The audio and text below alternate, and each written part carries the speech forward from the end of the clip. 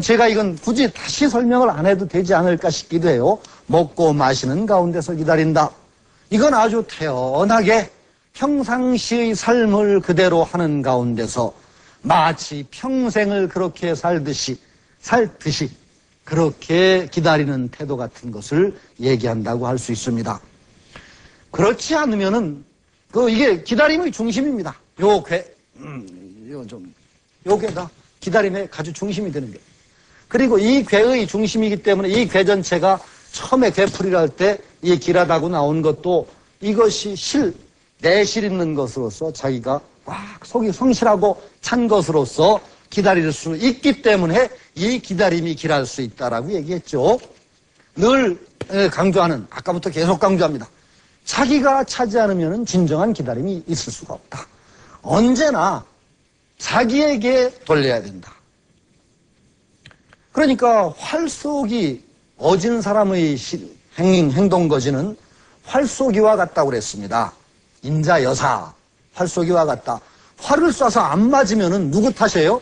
관역 탓입니까? 제 탓입니까? 제 탓이죠. 군자는 언제나 그러니까 활쏘기를 하는 군자 사람처럼 뭐가 잘못되면 나한테서 구해요. 나한테서. 그 사람은 계속 자기 발전이 있어요. 남한테 자꾸 탓을 하는 사람은 자기는 발전 안 하고 자기 속에는 증오와 짜증만 쌓여가요. 그런데 안 되는 경우도 있죠. 내가 잘 처신하고 그래도 남들이 계속 못되게 구는 경우도 있어요. 맹자에는 그런 얘기가 나옵니다. 내가 참 예절 바르게 하고 다 잘하는데도 누가 막 나한테 험하게 굴어. 그러면은 혹시 내가 잘못한 점이 없는가 하고 돌아본대요. 계속 돌아봐요. 몇 번을 돌아봐도 없거든. 그런데도 계속 나한테 험하게 굴어. 못되게 굴고. 그럼 저건 미친놈이다 그랬대요. 내가 미친놈하고 싸울 수 있냐? 그러고 딱 접어둔대요. 아주. 그러니까 그런 사람 군자에게는 평생의 근심은 있대요. 그러나 하루아침에 갑자기 닥치는 재앙은 없대요. 평생의 근심은 무엇이냐? 거긴 좀 목표가 크지요. 여임금도 성인이고 다 성인인데 나도 똑같은 사람이고 그 사람도 사람인데 그들은 성인이 되는데 나는 왜 못 되는가? 이게 평생의 근심이래요. 이건 너무 좀 황당하게 멀어서 여러분들이 잘 접수가 안 되겠지만은 아니 마찬가지라고요. 누구나 다 사람인데 누구는 저렇게 훌륭하게 됐는데 나는 왜 훌륭하게 못 되는가? 이런 마음을 먹는다는 거죠. 그건 평생의 근심이래요. 그러나 하루아침에 누가 와서 막 못되게 굴고 그러는 게 근심거리가 아니라는 거예요. 반성해봐서 자기에게 잘못이 없으면 그걸로 끄시고 계속 그래도 못되게 굴면은 미칩니다. 그러니까 그건 근심거리는 아니다라고 하는 거죠. 이런 점들, 그러니까 주식에서 기다린다라고 하는 것. 중정이기 때문에 그렇습니다. 가장 중에 머무르고 바른 자리에 차지하면서 속이 꽉 찼다. 내가 찼어. 이것이 기다림의 핵심이다라고 말하고 있는 셈이죠. 그 다음에 볼까요? 마지막에 구멍으로 들어간다. 부르지 않은 세 사람의 손님이 올 것이다. 그들에게 공경하면 마침내 길할 것이다. 그랬습니다. 여기 구멍에서 나오고 구멍에서 들어가는 건 분명히 도망가고 숨는 꾀예요. 그런데 이 유래가 불분명해요.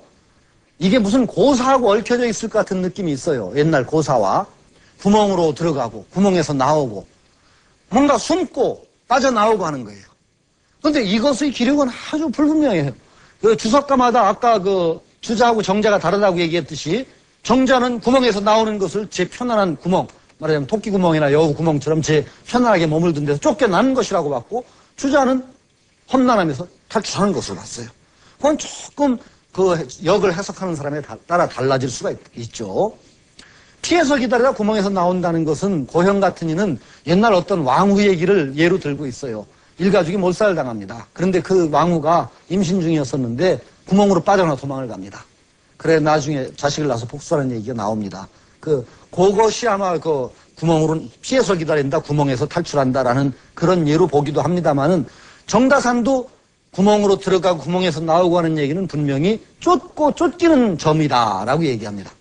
누가 도망가서 구멍으로 숨기도 하고 구멍으로 해서 나오기도 하는 그런 데에 해당하는 점이다. 쫓는 데 해당할 수 있고 쫓기는 데도 해당할 수 있다는 겁니다. 요 구멍으로 들어간다는 것도 꼭 기륭이 판별이 안 돼요. 구멍으로 들어가서 숨는 것이 될 수 있어요.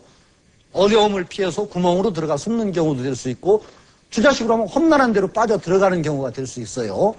그런데 여기서는 이 구멍은 험난한 데로 빠지는 거라고 봐서는 안 될 거라고 봐요. 왜냐하면은 이게 험난함이 끝나는 자리예요. 여기가 끝나는 자리예요. 그렇죠? 분명히 험난함이 쭉 계속돼요. 여기는 끝입니다. 험난함의 끝이기 때문에 일단 험난함의 종착점으로 일단 편안한 데로 들어가 숨는 거라고 봐야 될 것 같아요. 또 그런 징조가 뭐냐면은 청하지 않는 손님, 부르지 않는 손님이 셋이 온대요. 청하지 않는 손님 셋은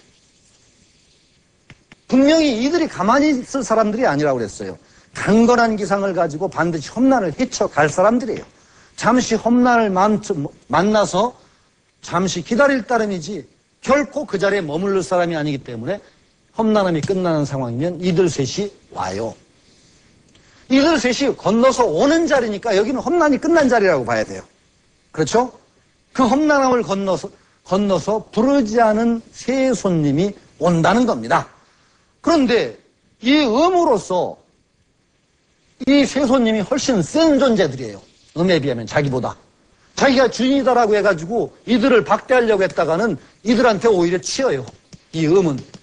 강한 양들이에요. 강한 양도 하나가 아니고 셋이 떼지어서 와요. 떼지어서 오는데 내가 이미 내 구멍 차지했으니까 너들 나가 그랬다가는 오히려 얘들한테 몰려서 지가 쫓겨날 판이에요.